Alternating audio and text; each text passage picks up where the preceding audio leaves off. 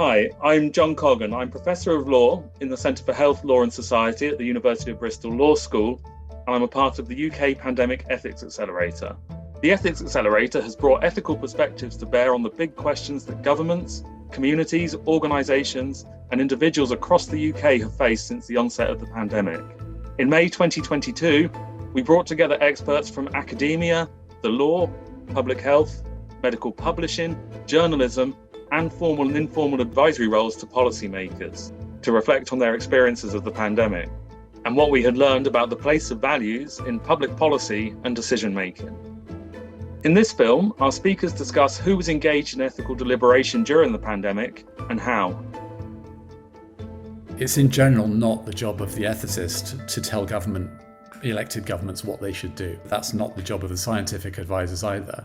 I think was my role to ensure that decision makers were aware that policy making has an ethical dimension and encouraging them to see the importance of paying careful attention to this and to the making of value judgments.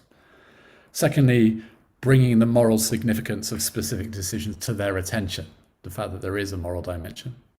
I just call this mapping moral landscape, so setting out the ethical and moral implications of different available courses of action and the arguments in favour and against pursuing them.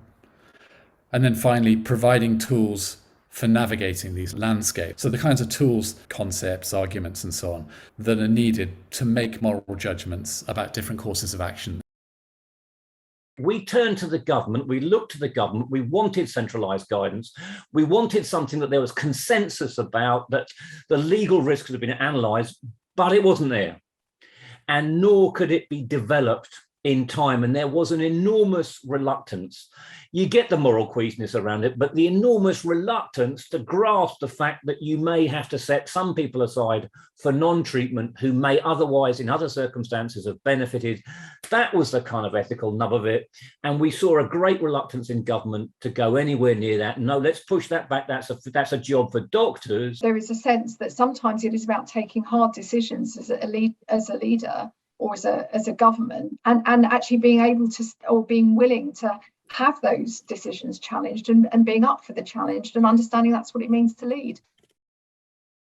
Some of the work we did as part of the inquiry involved roundtable discussions with policy experts and public health leads in the devolved nations. And one of the things we were hearing from Scotland as well as in Wales was they were more successful in reaching out to charities, organisations on the ground, particularly organisations offering support for disabled people, other communities who were disproportionately impacted. And they were able to include those voices and those experiences in a more agile and reflexive way, in a way that potentially didn't happen through Westminster. I set up the COVID-19 Moral and Ethical Advisory Group for Wales, CMEAG Wales is what I refer to it as, because again, it was very much a matter of who is making the decision and helping my policy lead colleagues who are obviously directly advising Welsh ministers to make these decisions. And the first point I want to make about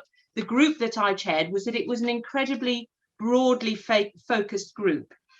It was the broad citizen voice was involved. So we had representation from Equality and Human Rights Commission in Wales, commissioners for older people, children, disability, learning disability, Welsh language, also health and social care professionals, Black and ethnic minority communities, unions and faith groups, so that we really had a very wide representation from the third sector.